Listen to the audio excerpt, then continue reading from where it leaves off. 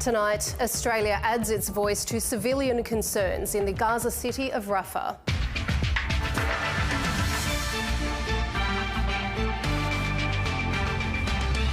Also tonight, back in control, Tasmanian Labor out of administration. Prince Harry settles his phone hacking lawsuit. And the red carpet rolled out on the Gold Coast. Good evening, Selina Ross with ABC News. Australia has joined the United Nations in saying it's deeply concerned about the fate of civilians in the southern Gaza city of Rafah.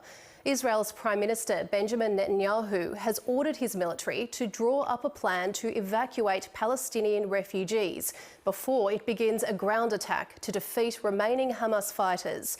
Foreign Minister Penny Wong says civilians must be protected. More than half of Gaza's population of 2.3 million people have fled to Rafah since the war began in October. Plans for an evacuation ahead of an Israeli ground invasion have intensified feelings of sheer terror. We're afraid. Where will we go? We're so worried. I don't want to migrate. Whatever Israel wants to do, let it do. I won't go anywhere. I will die in my tent. The tiny southern city was already overcrowded and not designed for the huge influx of refugees. Disease is spreading as families here are living in unsanitary conditions, making them especially vulnerable. In the past 48 hours, airstrikes on residential buildings have killed more civilians, including children. There was a very powerful explosion. We heard a lot of screams and stones falling from above. We found a father and his daughter dead on the ground. As you can see, the situation is dire. An entire building has been destroyed without any warning. The United Nations says there is very little they can do when ground attacks begin. We're trying to keep civilians fed, keep them dry and warm. It is nearly impossible for us to protect them from tank fire, from artillery shells. But amongst the barbed wire outside the Rafah tent camps, these refugee kids say they want to decorate the sky. We have lost all our toys at home as well as our friends and our loved ones. The planes of the Israelis carry out airstrikes while ours do not. Even if the Israeli military does move these civilians, where would they go? The United Nations says forced displacement is against international law, and Australia's Foreign Minister says she's deeply concerned about reports of this impending operation. Alison Horn, ABC News, Jerusalem. The Tasmanian Labor Party is again in charge of its own affairs, 18 months after the branch was placed under national control. Former Senators Nick Sherry and Doug Cameron were appointed as administrators in July 2022, after years of bitter division and a state election campaign marred by infighting. The arrangement was supposed to remain in place until after the next state election, scheduled for 2025. But with speculation rampant, an election could be called much sooner. The party's national executive says the branch is now well placed to govern itself. We understand that at 2021, that last election, we weren't at our best. We needed to improve, and that's why we went through this process, and we've come out the other side, I think, in a really strong position. Police have called off search crews scouring bushland for a Ballarat woman almost a week after she went missing. Investigators are expanding calls for dashcam and CCTV footage as the mystery of the 51-year-old's disappearance deepens. Once overrun with search teams, the sprawling forest to Ballarat's east was today comparatively empty, apart from some dedicated locals. It's pretty dense, as you can see, but everyone does a little bit. You never know, they might find something. We've come up from Melbourne just to have a look through. I'm a mother of 3, and if I was missing, I would want everyone on board trying to find me. Police confirmed their officers, alongside SES and CFA volunteers, have been called back from the active search for the beloved mother of 3. After 6 days of detailed searches between her Eureka Street home, where she set out for a trail run on Sunday morning, and Buninyong, about 12 kilometres south, found no trace of the 51-year-olds. The police now want anyone with CCTV or dashcam footage from Ballarat East, Mount Helen or Buninyong during the day on Sunday to come forward, saying even if the footage does not depict Samantha, detectives are keen to review all footage in the areas between 7 a.m. and 7 p.m. It is a massive task, and now that we've found out they've scaled back the search, it seems an almost impossible task, but I think everyone just really wants to get Samantha home. It's been almost a week since the last known sighting of Samantha Murphy. In that time, some daytime temperatures have reached above 30 degrees. Some nights have dropped into the single digits. Police hold significant concerns for her welfare. If there's that slight possibility that she's alive, that we need to keep looking. Specialist detectives have broadened their investigation in a bid to find new leads. The search effort will scale back up again if it does. Jessie Thompson, ABC News. The Foreign Minister has used a keynote speech in Perth to warn about the risk of conflict in the Indian Ocean, while pressing China to be more open about its military build-up. Penny Wong delivered the warning at a major gathering of foreign ministers and top officials from Indian Ocean states, from South Asia through to the Middle East and Eastern Africa. A gathering of friends at a perilous moment. The same unprecedented threats that are facing the Pacific Ocean side of the region are also faced on the Indian Ocean side. New Delhi and Beijing are facing off in the Indian Ocean, with more Chinese warships, surveillance ships and submarines pushing into waters uncomfortably close to India. Countries of the Indo-Pacific face China's rapid military build-up without the transparency and reassurance that the region looks for from all great powers. Australia is preparing on its own Indian Ocean territory of Cocos-Keeling Islands, lengthening a key runway so high-tech surveillance planes can land there. We always seek presence in order to reinforce stability.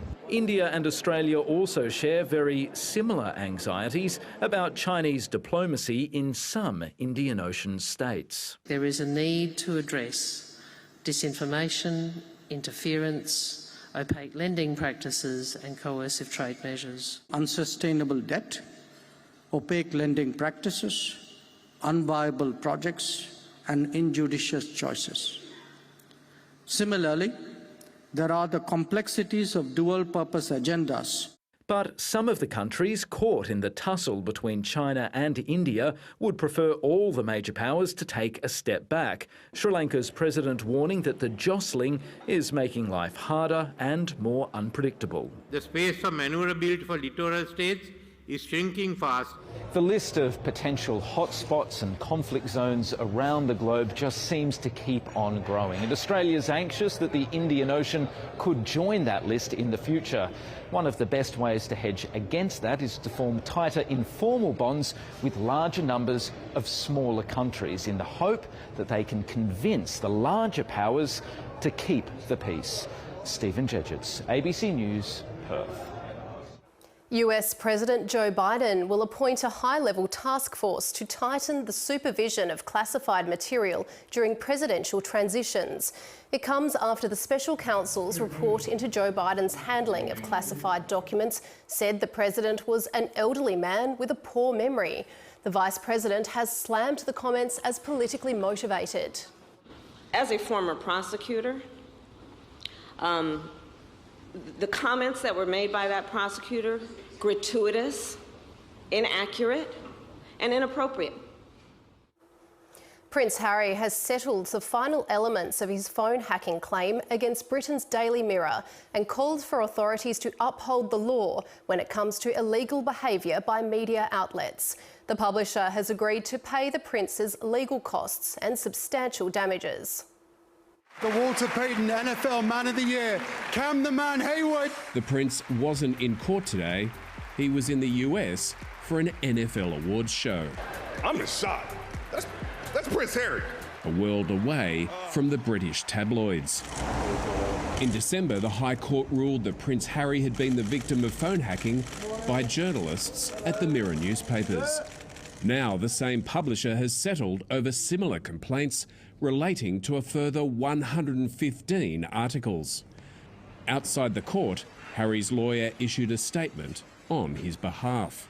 Everything we said was happening at Mirror Group was in fact happening, and indeed far worse, as the court ruled in its extremely damaging judgment.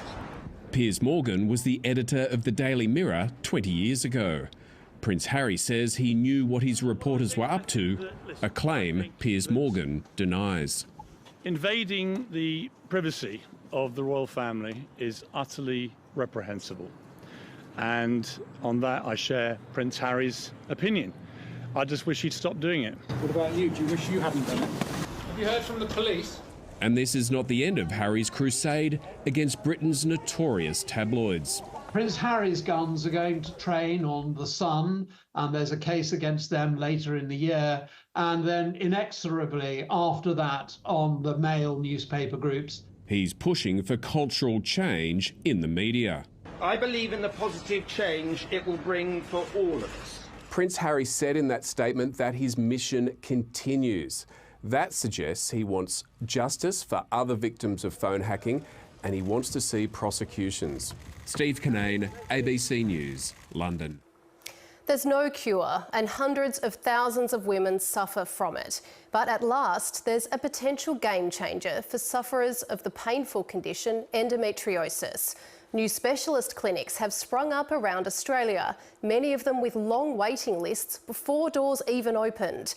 Now, both doctors and advocates are calling for even more resources, saying many women, especially in regional areas, are still missing out on treatment.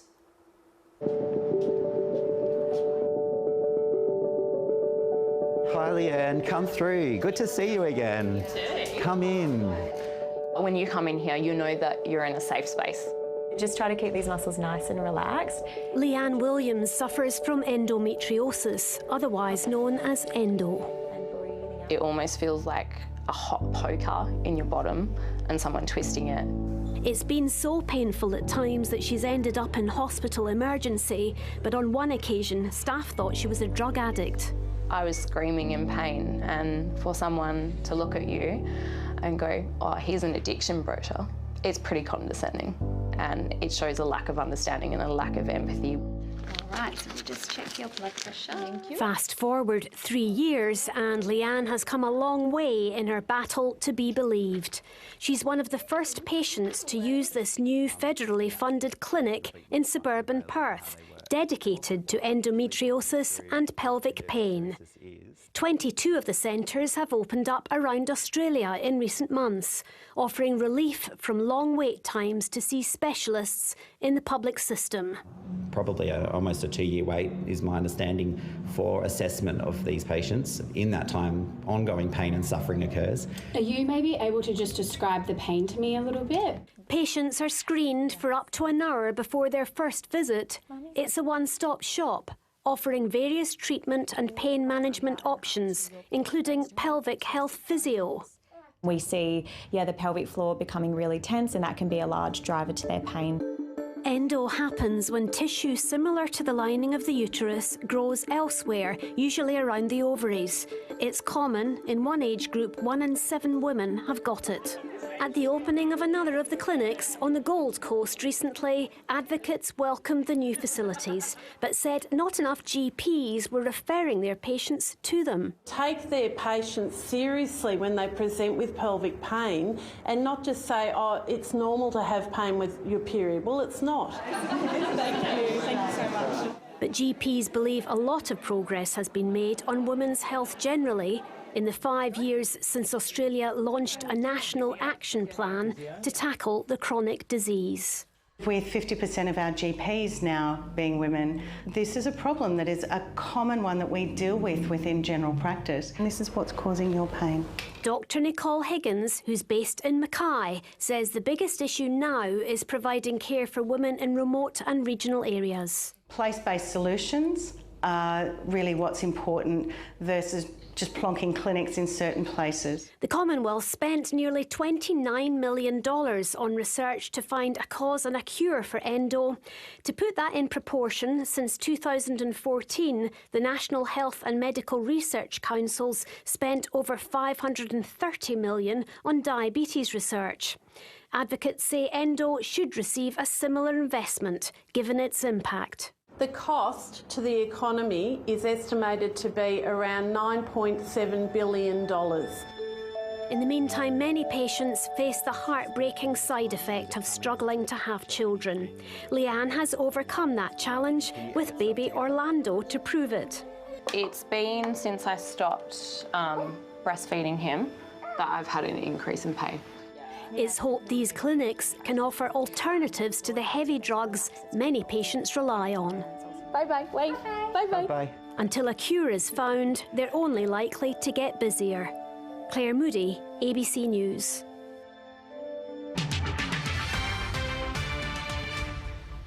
Pakistan's two leading figures in the national election have both declared victory, underlining a chaotic campaign dominated by violence. Nawaz Sharif says his party has won, but political allies of the imprisoned Imran Khan claim they have secured more seats overall. Nawaz Sharif has claimed victory in Pakistan's election, despite results not showing a clear winner. Sharif will need to secure a coalition to govern. His party has won fewer seats than his rival Imran Khan, whose political allies ran as independents. A coalition is no easy task in a country this deeply divided. 2 people were killed in riots over delayed voting results.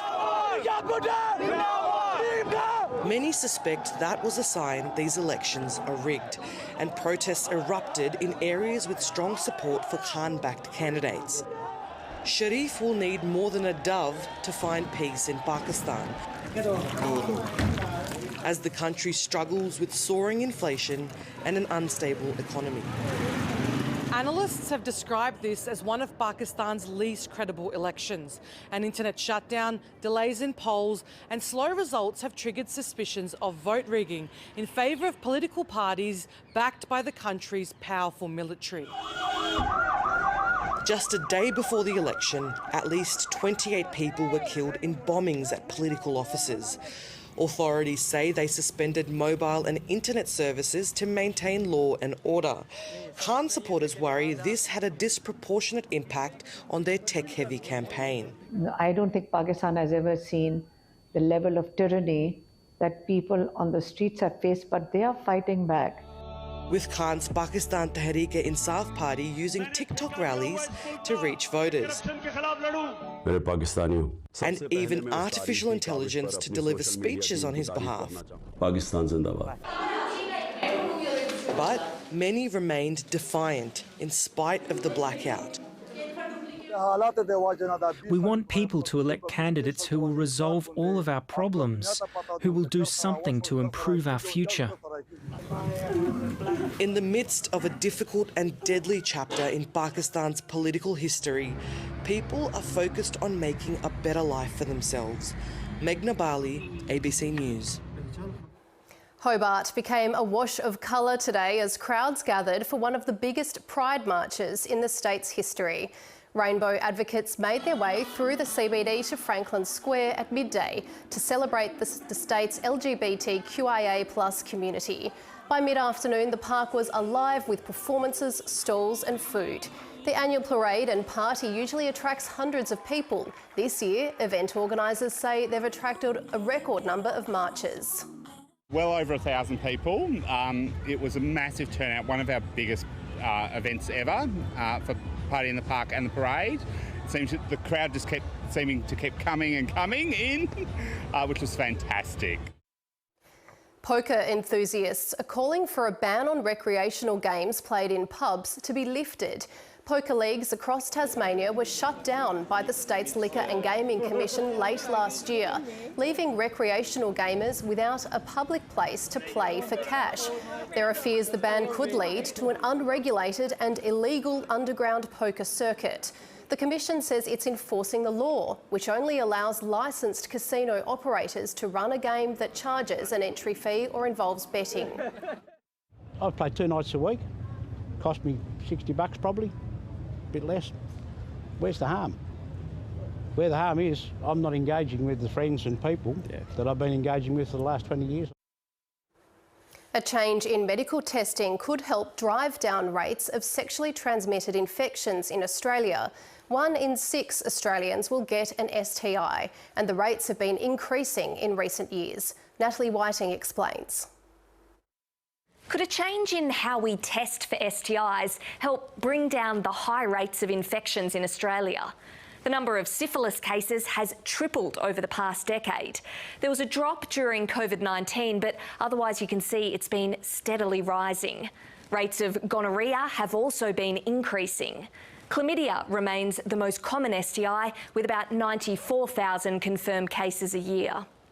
A study from the Melbourne Sexual Health Centre found getting people a rapid test result could help slow the spread. I'm pretty sure she's got chlamydia. It usually takes 5 to 7 days to get answers back from a lab. The common practice is for a doctor to prescribe an antibiotic based on the symptoms, rather than wait for the test result. You can imagine that is going to result in a lot of antibiotic overuse or overtreatment, as well as misuse. So during the study, we had access to a rapid test. They provided the result within a couple of hours. It meant if the patient did have an STI, doctors could prescribe the correct antibiotic and people could notify their sexual partners immediately. There are other specific STIs that are developing resistance, and knowing the actual antibiotic that will treat that infection is even more important in combating rising STIs. But converting to rapid testing in big, well-established clinics could be difficult and expensive. There are a few factors that are likely contributing to the high rates of STIs. The pandemic interrupted testing and healthcare. Rates are higher in Aboriginal communities and remote locations, again pointing to a lack of access to testing and treatment. And effective HIV prevention medication may be leading to a reduction in condom use, particularly among gay and bisexual men. The federal government is rolling out a new campaign on social media and dating apps, encouraging people to get tested and use protection. The red carpet has been rolled out on the Gold Coast for Margot Robbie and Cate Blanchett. It's the 2024 ACTA Awards, celebrating our homegrown film industry. Our reporter Mackenzie Colohan was there. The Australian Academy of Cinema and Television Arts Awards. It's a bit of a mouthful, but they call it the Aussie Oscars, and it's really brought the stars out on the Gold Coast. It's the Australian film industry's night of nights, and the who's who were here on the red carpet. The event is quite a coup for Queensland. We've pinched the Logies off Melbourne and now the ACTA Awards off Sydney. On the red carpet earlier, we jostled for position with a hungry media pack to try and grab as many celebrities as we could. We were ignored by plenty, but we spoke to the cast and directors of Netflix horror hit Talk to Me, which is nominated for plenty of awards, Teresa Palmer, who's nominated for Best Actress, as well as another nominee, Australian acting royalty, Cate Blanchett. What I love about these nights is it celebrates films and television media of all types, of all stripes. You know, I think that's what makes a healthy industry, when there's when the output isn't homogenous. The guest of honour, though, is the Gold Coast's own Golden Girl, Margot Robbie. She's being awarded the Trailblazer Award following the incredible success of Barbie, and we managed to speak to her. Is this the most dressed up you've ever got on the Gold Coast? I would have to say the last time I got this dolled up was probably for my Year 12 formal, and I wasn't wearing a sparkly number like this, but I felt very glamorous on the night, and that was, you know, about 5 minutes from here. A pinch yourself moment for a local news reporter speaking to those two and rubbing shoulders with them. The award ceremony is going on right now in that theatre behind me. It isn't being broadcast live and will air a little bit later tonight. Australia will head to Adelaide with a 1-0 T20 series lead over the West Indies after prevailing by 11 runs at Hobart's Bellerive Oval. Sent in to bat, David Warner starred in his milestone T20 international, scoring 70 off 36 as he became the first player to represent 100 times in all 3 formats. Australia went on to post 7 for 213, challenging the West Indies to score the highest T20 international score at the ground to win. It was an impressive start to the chase from Brandon King and Johnson Charles, but 3 wickets from Adam Zampa proved vital for the hosts. Almost a perfect game, put on a really good total. If anything, we might have left a few out there. We knew they were going to come really hard in the power play to try and make it easy for themselves at the back end. An unbeaten half-century from Beth Mooney has propelled Australia to 277 in the third Women's One-Day International against South Africa at North Sydney Oval. Captain Alyssa Healy also made 50 after winning the toss and electing to bat. Mooney started slowly but accelerated towards the end of the innings, smashing 10 boundaries on her way to 82 not out. Mazabata Klaas was the pick of the Proteas bowlers, taking 4 for 56.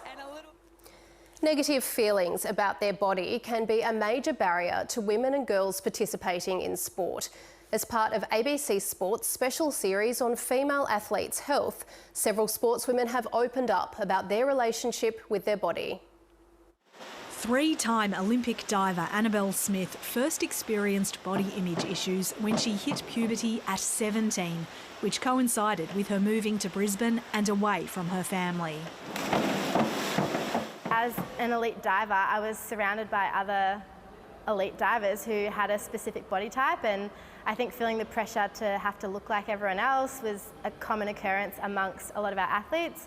Comments from support staff and others in the diving community didn't help either. You're looking heavy, or you look like you need to do some more cardio, or then on the flip side, you're looking really fit and really strong when I was probably at my lightest and unhealthy as well. Poor body image can lead to mental health issues, disordered eating or eating disorders. And it's not always easy for athletes to accept their body. I think it's taken me a long time to be okay with myself and my body, like being disabled and having like a severe scoliosis. There's not many people that look like me out there, I'd say. But for me now is, how do I perform? How do I feel strength-wise?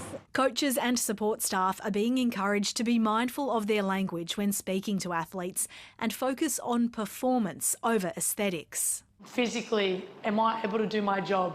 Do I go to training? Am I able to make that sprint? Am I able to push off and make that dive that's going to, win my team the game? That's what we should be looking at. Rather than lean or thin, you talk about being strong and being capable of performing the activity in the right way.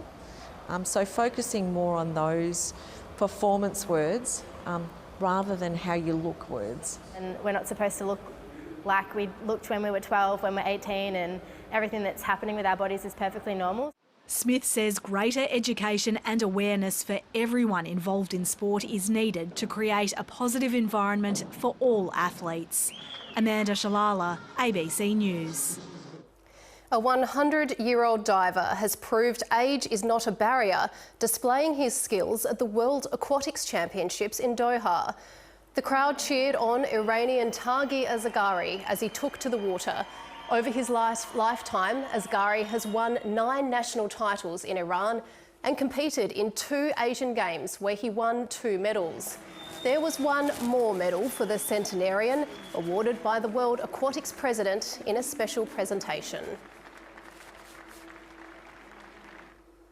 To the weather now, and John Thorne sent in tonight's photo of storm clouds and a rainbow at Porky Beach on King Island. It was a fine, settled day across the state. The top temperature was 25 degrees at Launceston and Hobart reached 19. In the 24 hours to 9 a.m, there was 5 millimetres of rain recorded at Strathgordon, followed by 3 millimetres at Matsyker Island. The national satellite sequence shows onshore flow driving low cloud about the eastern seaboard. And tomorrow's synoptic chart shows a ridge over Tasmania and a series of troughs lie through inland Queensland and Victoria. Across the country tomorrow, hot and sunny in Melbourne and Perth, showers in Sydney and Brisbane. For Tasmania, partly cloudy with possible light showers inland in the north during the morning and early afternoon. 27 in Launceston, partly cloudy there and right across the northwest of the state. 21 for Burnie and 23 for Devonport. Also partly cloudy through the east coast and Midlands with high temperatures. And partly cloudy in Hobart with a top of 26 degrees. Sunrise tomorrow will be at 6:24 and the UV will be very high. To the coastal waters, east to northeasterly winds 10 to 20 knots about the north and east, reaching up to 25 knots in the east. North to northwesterly winds 10 to 20 knots elsewhere, becoming variable in the evening. To the outlook for Monday, mostly sunny with patches of morning fog, light showers in the west during the morning, hot inland. For Tuesday, fine, hot about the east before showers develop statewide in the afternoon and possible morning thunderstorms in some parts. and more hot weather to come in the week ahead. And that's the news for now. Enjoy the rest of your evening. Good night.